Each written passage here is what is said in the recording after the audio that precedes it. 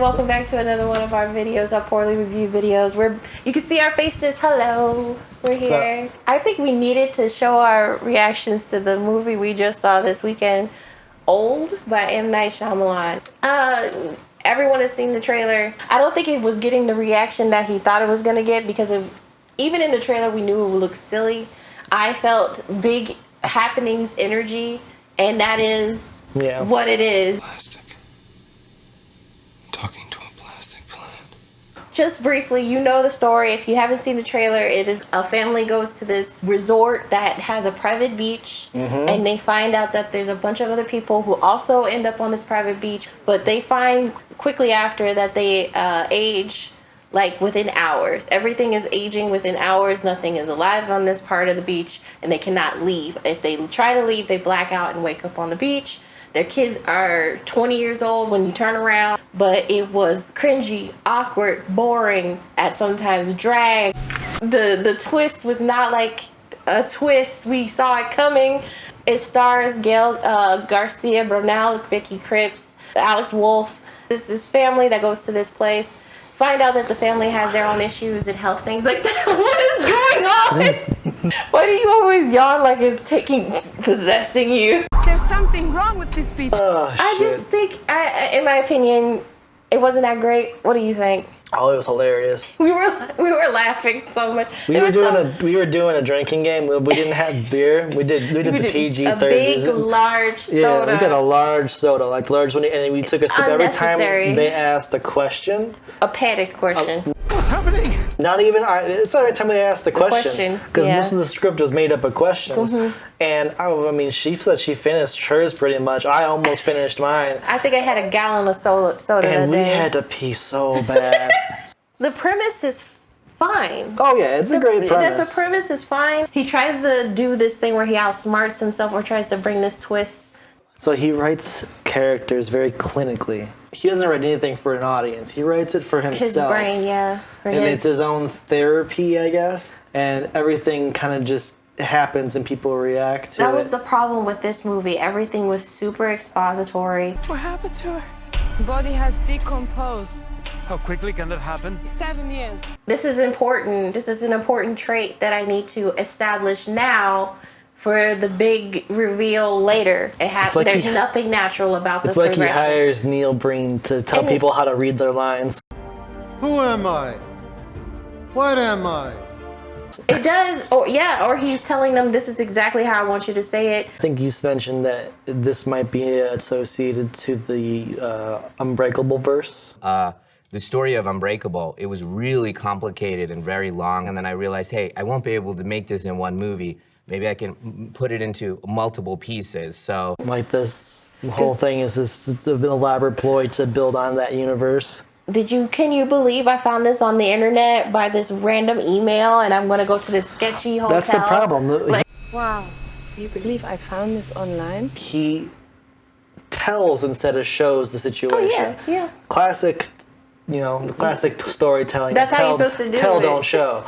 I mean, like, we don't see half of the backstory that actually occurs. We only see the event that actually transpires on the beach that day, and everyone reacting to it. Everyone is there for a specific reason to do a specific thing to further the plot. The characters are so one note. They only have that specific trait for one specific thing, and that particular thing eventually comes up in the plot, such as the mom being a museum architect person. Museum person. Yeah, and she knows how to tell how old bones are. How quickly can that happen? 7 years. And then another the specific line. The dad is the insurance adjuster, and he predicts probability, and he's like, "This is impossible. No, this is possible. If she can get to this part, there's a probability that she'll be okay." And If she makes it to the ledge, she might have a chance. It's like, and then they get the doctor guy. He's losing his mind because he's mentally ill, but he's the chief medicine. I'm a chief medical officer. He says it like 3 times. Good God, man. But he keeps going back and forth because he's having memory problems. What's happening? I mean, everyone is just there to serve the plot. There's no characters to actually build upon. It's just they're there for this particular reveal at the very end. I find him to be the perfect combination of things, of directors, where he's both, you know, trying to get you to do things very specifically, but also if you have an idea that you've thought about for a while, he's more than willing to embrace it. I am Jaren. I am Jaren. Jaren. Respect Jaren, though. Is everyone trying to play a joke on us? What? He was talking the doctor through everything. He was the most competent person there. He was the dude. He was the man. To wrap it up, I think this movie is on the same level as The Happening. It's so bad it's good. It's so funny. It's so funny. I know some people have said that this was scary to them and everything. I can definitely see where people can get some thrills from it. Yeah. But however, I wanted to ask you. Yes. So, your favorite line and then your favorite moment. That's what I want to get. Okay. My favorite line is in the trailer, and I have a paraphrase from another favorite line, but my favorite line is in the trailer when Gale looks at the camera and we know what the context is now, but out of context it was funny. Oh no. Oh no. And then in context it was unfortunate but still funny. And then the other one, light spoiler, the guy who has the mental illness, he's just like, oh, I'm sorry, I thought he was gonna attack me, so I did it first. My bad. Yeah. And then he he's just like.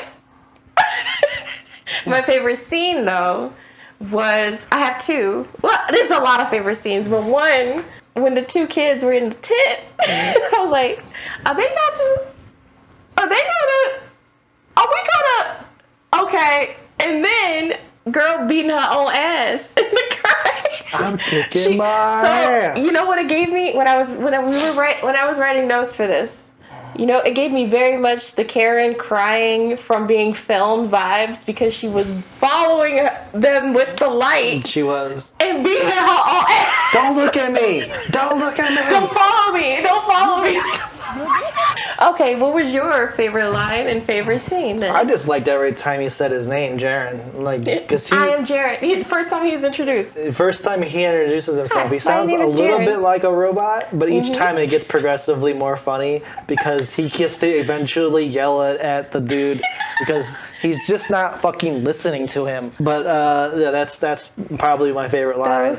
My favorite moment, though, is the most contrived part of this entire movie. So, dad character, he's getting cataracts, right? So he can't see shit. So everything's blurry. Mom character goes deaf in one ear, and she can't hear it all that. And so we take a good amount of time to set that up, and then immediately after, pretty much almost immediately after, you see some figure creeping in through the darkness at night, coming up to the fire, crawling in the sand. And Dad's just like, who the fuck is that? What? And then the dude.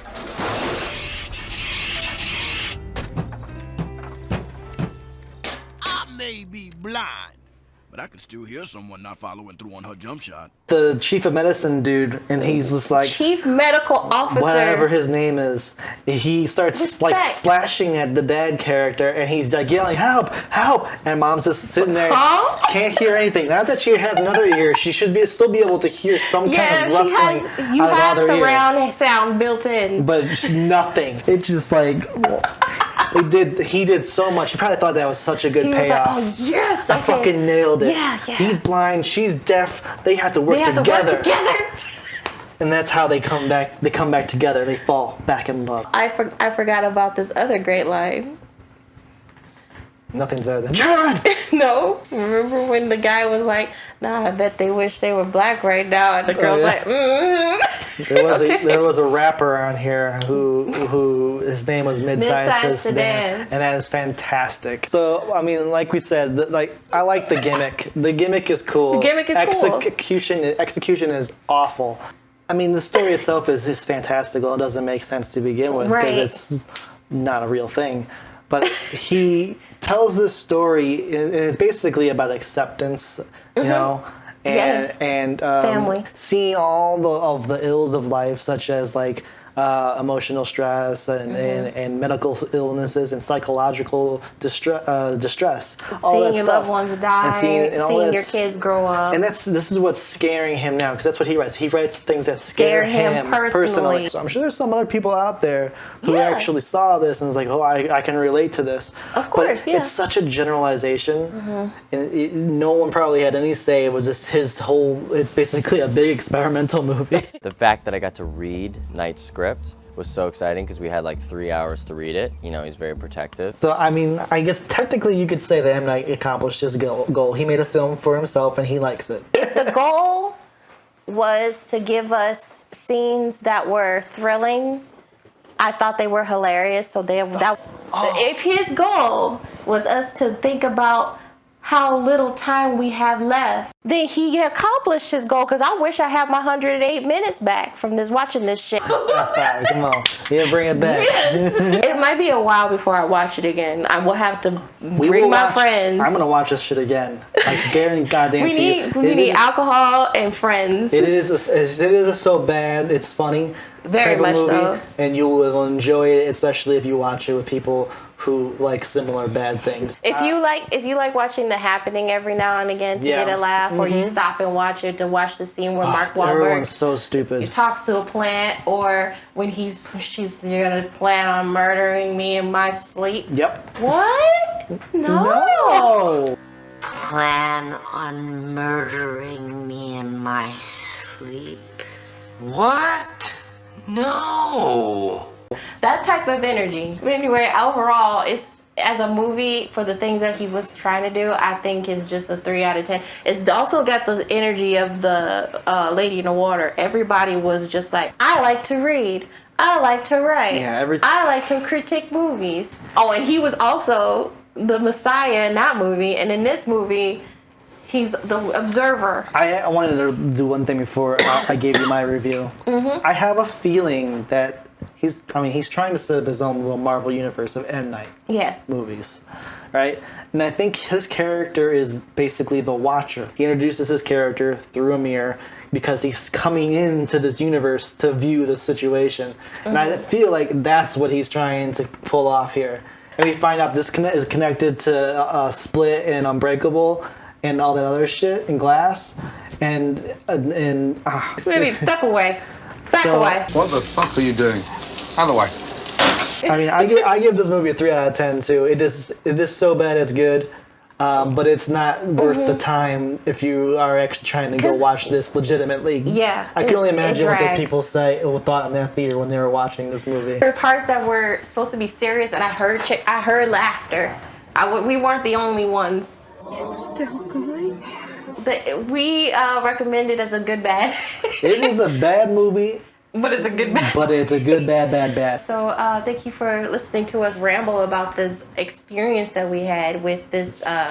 It's an embarrassment of riches when you get another M. Night movie. It's like, Son of a bitch. it's like You did it again. It's like Neil Breen has been quiet for a while. Time to drop a movie. Thank you guys. If you like this video, please consider liking the video. We'll be back with our review of Snake Eyes. We'll probably be wearing the same stuff. Don't judge us. Bye. Is that the mother? Is that it? What is that? Oh, it's got a mound at the bottom. Yeah, that's a squid. It's scary. I don't like. Oh, it's okay. There's something wrong with this beach.